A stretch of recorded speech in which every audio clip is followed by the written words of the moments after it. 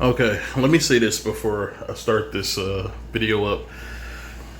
Lonzo Ball, when he was playing for the Lakers, his second, third season, when LeBron got there, I believe it was his second season.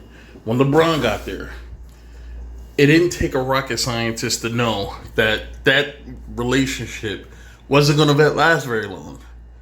Because LeBron James and Lonzo Ball plays the same style of basketball. The only thing with Lonzo is he's an actual facilitator of an offense. LeBron is the facilitator of the LeBron James system. So it's two different systems but very similar play styles. Right? They weren't going to click. Their games weren't going to mesh well. Now that Lonzo is pretty much probably going to be out of New Orleans, seeing as how that's Brendan Ingram and Zion Williamson's squad, and now they got that kid Kira Lewis coming up. Most likely he's going to at some point overtake Lonzo because I think he's a better scorer than Lonzo. Lonzo's the better passer. He's the better rebounder, probably the better defender. But Kira, I think what they're moving towards, Kira Lewis is going to be a better fit for what it is they're trying to do. So I could see Lonzo possibly moving. So people are talking about him going back to LA. So let's hear what they got to say. He's basically a pass first point guard.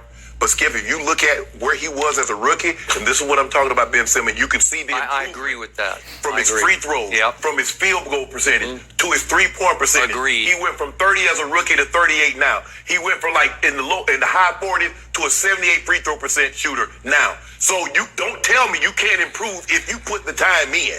And we can. Let's get one thing straight. Lonzo's rookie season, although people are going to say that LeVar Ball was a huge impact on his rookie season and that's why he struggled the way that he did, I think that's bullshit. I will say this. I don't know what Luke Walton was trying to accomplish, but Luke Walton did not accomplish what he set out to do.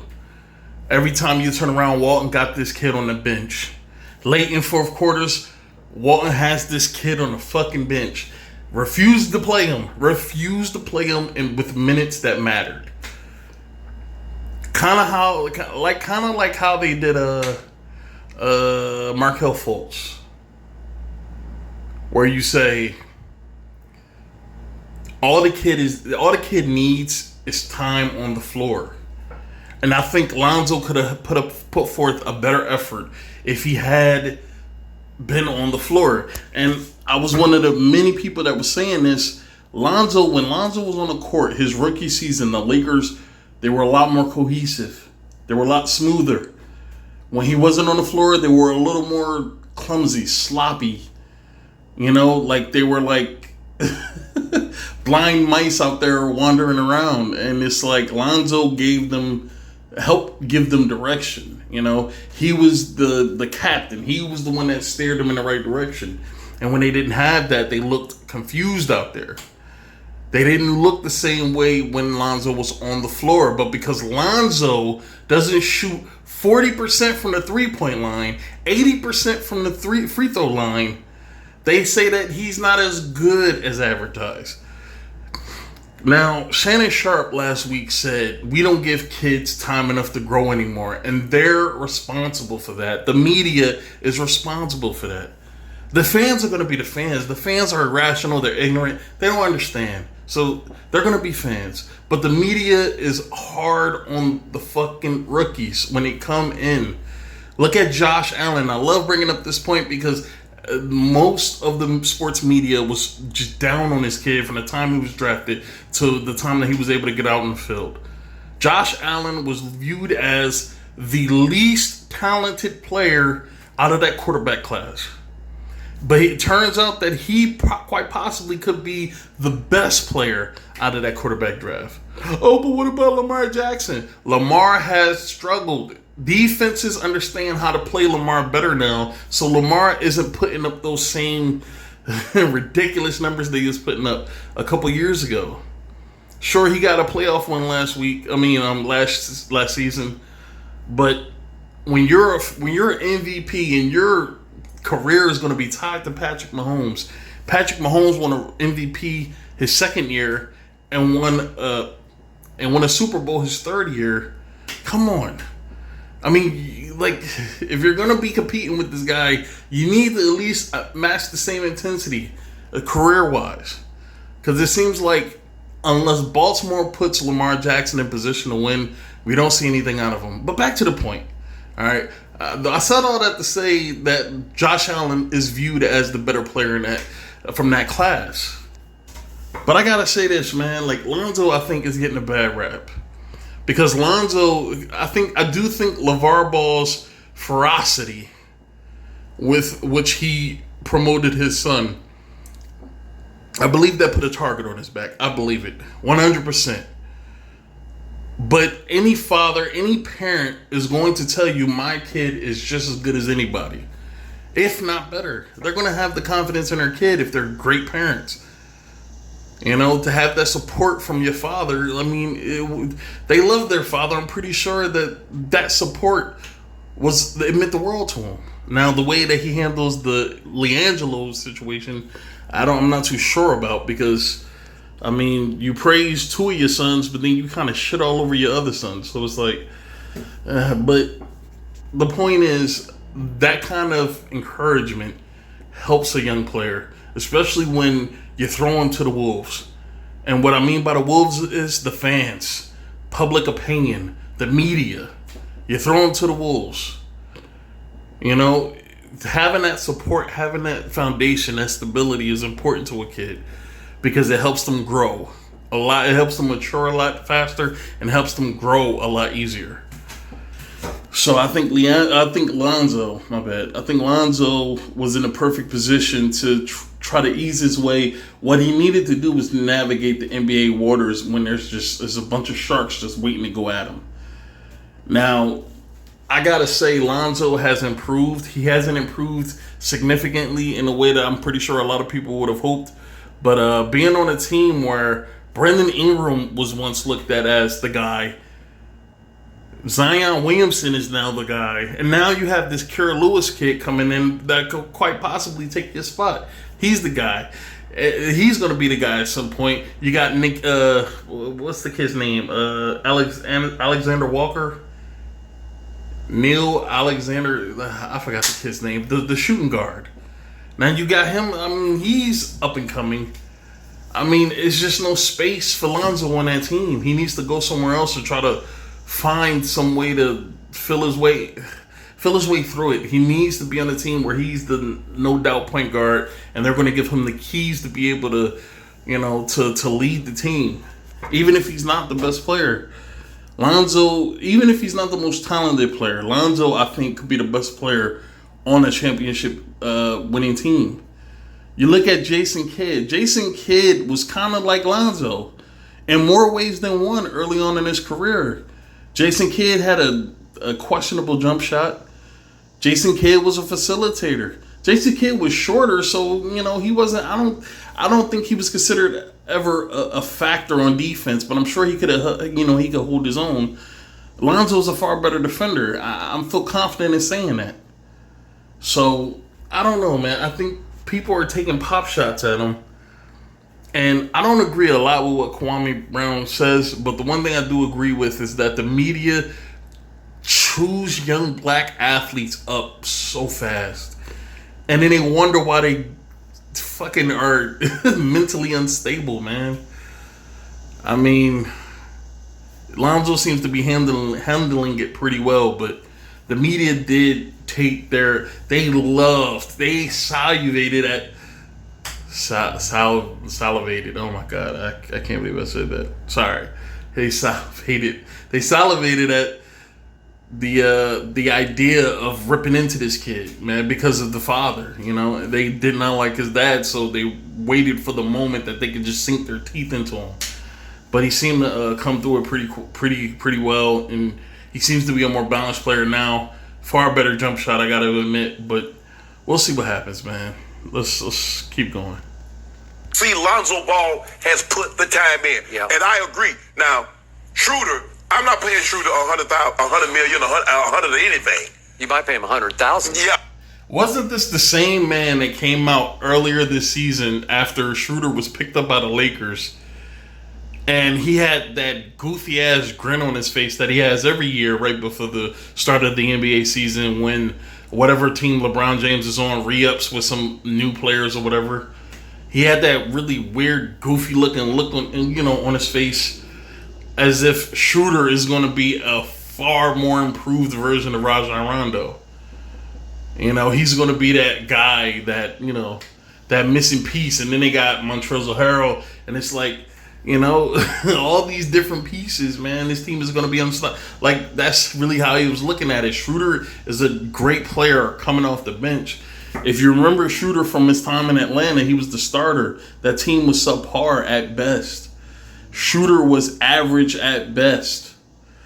But when he came off the bench in Oklahoma City behind Russell Westbrook, Schroeder was low-key a top 5 player on that team. His production coming off the bench, his scoring, his ball movement, his ability to play the point guard position, let me say that, was invaluable to what the Oklahoma City Thunder needed. Even if they didn't succeed very much, it was valuable to have him come off the bench as the number 2 point guard.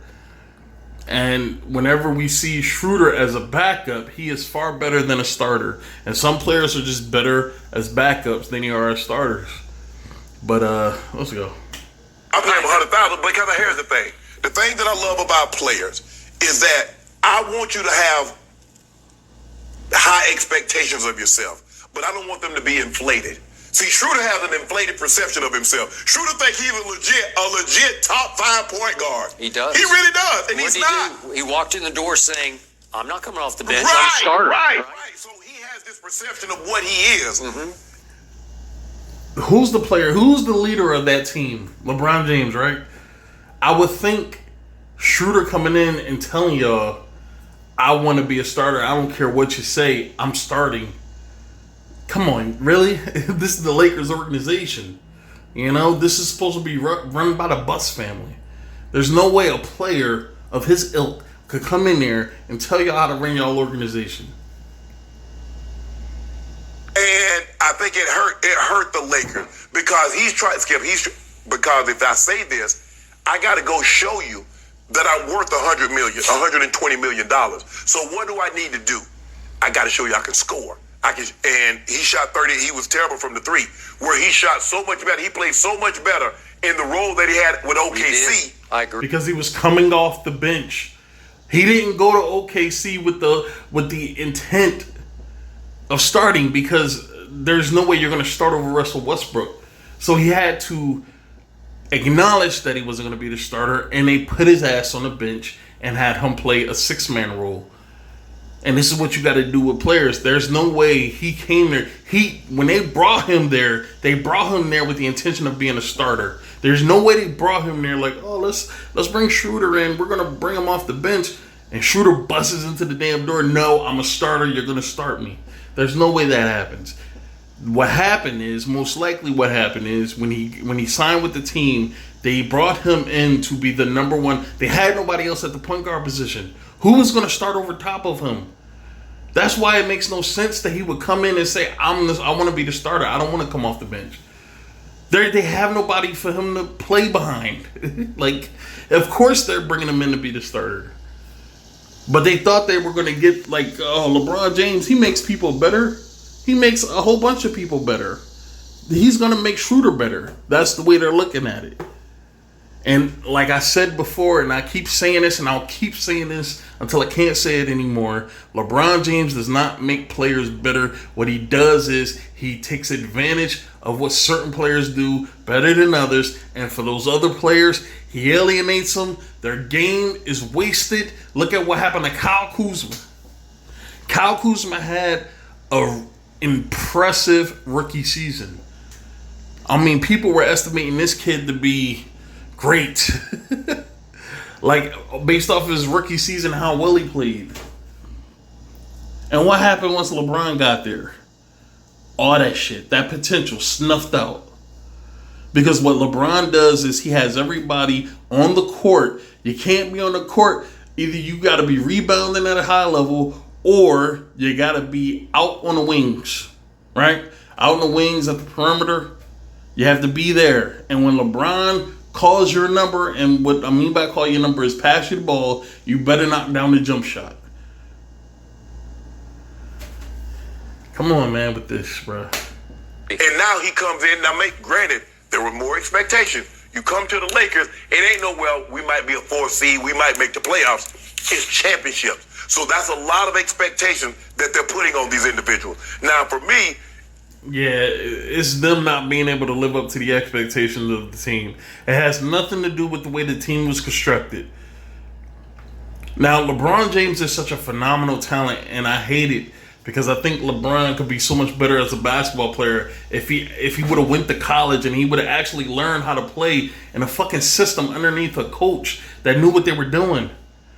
But LeBron was so great, so talented, that he erased a lot of the mistakes of the organization. And he erased a lot of his own mistakes by his ability to play the game of basketball and how smart he is. Okay? And I think what Lonzo brings to the game, what Lonzo does, is what you can only learn in college. You can't learn this shit playing AAU basketball and playing high school basketball where you're more valuable to your team than the coach is. Probably more valuable to the school than anybody that works on that staff. I'm talking any position at that school. You're worth more than anybody. You're probably worth more than the superintendent. Like, you signed a $100 million contract coming out of high school. You're very fucking valuable. LeBron James ran that school. It was his school. Like, you don't learn these lessons in high school where you're the fucking prodigy. You don't learn it in AAU. I don't think you learn anything in AAU. You learn this shit in college when you're playing under a head coach that is not going to take your shit. Sure, if you go to a lesser known school, or if you go to a school that's not as prestigious as a Duke, a North Carolina, a Kentucky, sure, I mean, you could be still pampered. Is this possible?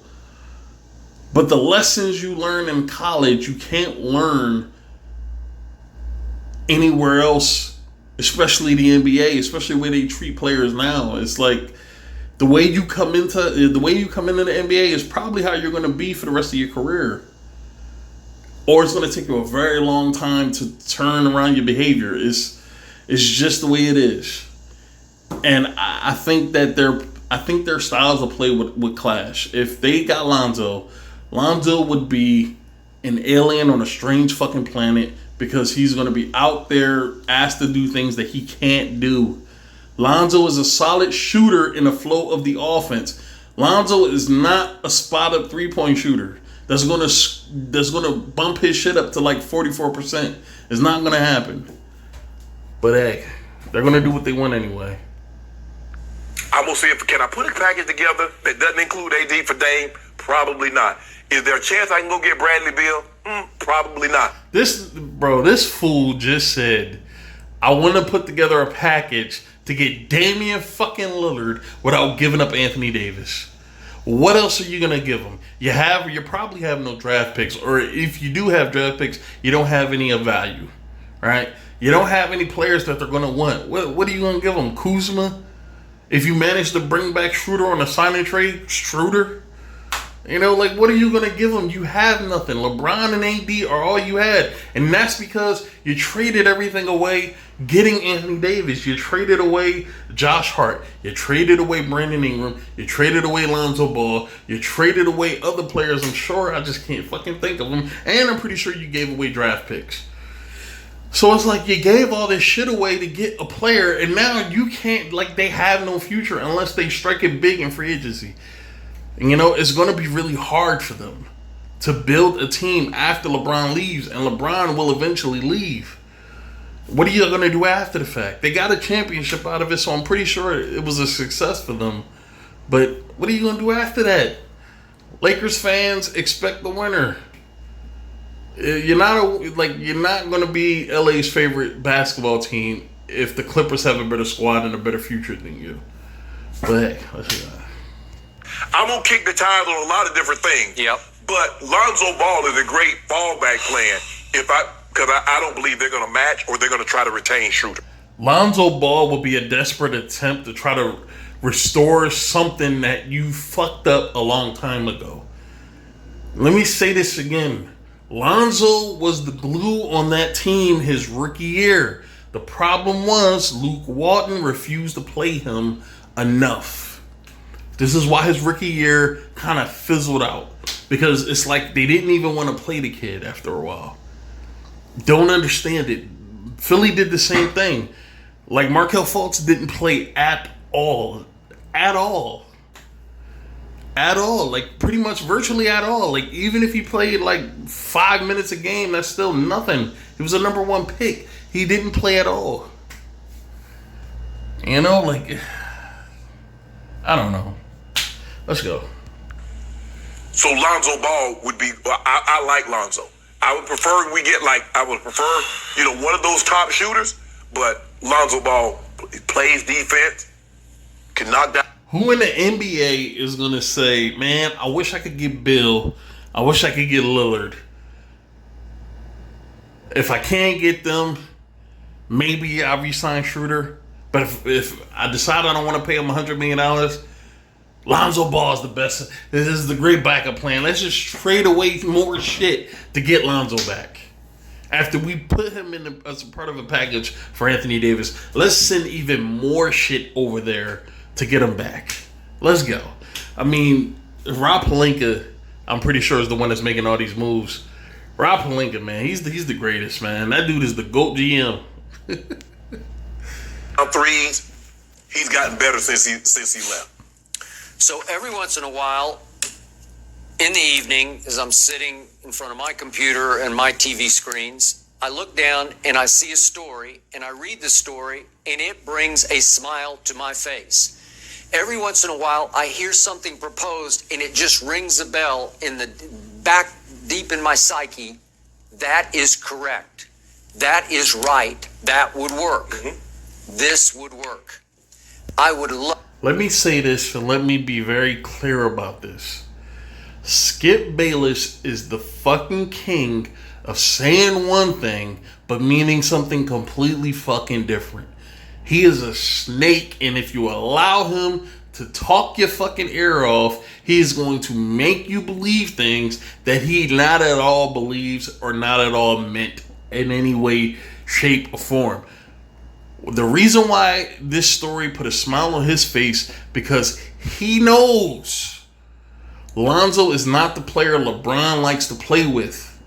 LeBron might respect the kid. He might respect his game.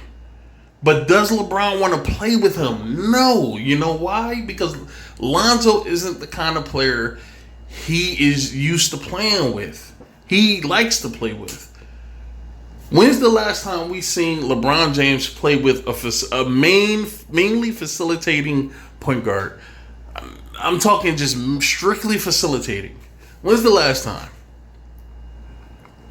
Let's try to backtrack as many point guards as I can remember. Mario Chalmers, he was a shooter.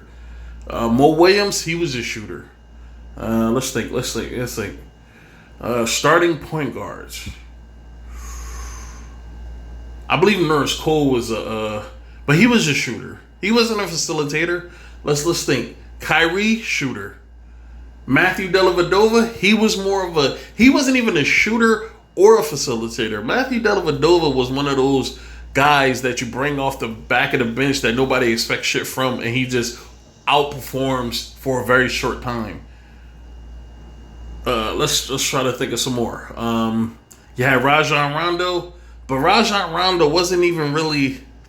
Rajon now is more of a shooter now than he used to be, but Rajon wasn't even a starting point guard on the team. I honestly believe LeBron was the unofficial point guard of the team. It's just defensively, Rajon Rondo is a solid defender, man-to-man, on-ball defender, and his shot is a lot better now than he used to be. Granted, he has phenomenal Yeah, I'm not even gonna say that. That's an overestimation, man. Like Rajon Rondo is kind of like Russell Westbrook with the facilitating, right? He'll cook the ball. He'll hold on to the ball for a very long time. He'll pass it at the last minute, and he'll get an assist for it. So I'm not even gonna. And I'm a Boston fan, and I remember the Rajon Rondo years. To be honest, that dude was a headache, because it's like he would have a double or a triple double, but mainly it was him getting like 10 or 15 points, 15 assists, 10 rebounds, like 4 or 5 steals. That's because he was just so adamant about his defense and getting in the getting in the way of the ball handler. But I don't know. I think Rajon Rondo was a very overhyped player. He wasn't as good as as good as he played. He wasn't as good as he was, if that makes any sense. But it's not too many times you're going to see LeBron James play and succeed with a facilitating point guard. Strictly facilitating. There are point guards out there that will get you 10 to 15 points, and it's just strictly a facilitator. Run the offense. You don't see that happening, and this is why Skip Bayless likes this idea, because it's just a further way to perpetuate his dislike and his disdain of LeBron James. That's all this is. That does not mean that he actually believes this shit. He's saying this because he wants this shit. He is speaking it into existence. He wants it to happen because he knows as soon as it happens, it's not going to lead anywhere. And in order for them to get Lonzo, they're going to have to give up even more shit, which is going to stretch that team thin, which is going to be rough on LeBron. All right, man. I just sat here and talked for like 27 minutes. But I just needed to get this shit off my chest, man, because Lonzo seems to be a solid kid, man. And I'm all about people getting, working hard for what it is they want and actually letting the shit benefit them. Like I thought the way that Lonzo ball, and I'm a huge, I'm a fan of the underdogs, man. I root for the underdogs. I thought Lonzo was massively disrespected as a rookie. And in his second year, like I just thought that the league was rough on him, and now it seems like he got his shit together and he's playing a lot better. He was supposed to be the future of the Pelicans until they got Zion Williamson, and now it's like he's out there. He's the odd man out or the third wheel there in New Orleans. Pretty soon to be the fourth or fifth wheel, because I'm telling you, Carol Lewis is going to be the starter on that team at some point in the very near future. So. We'll see, man. We'll see what happens. But I'm done.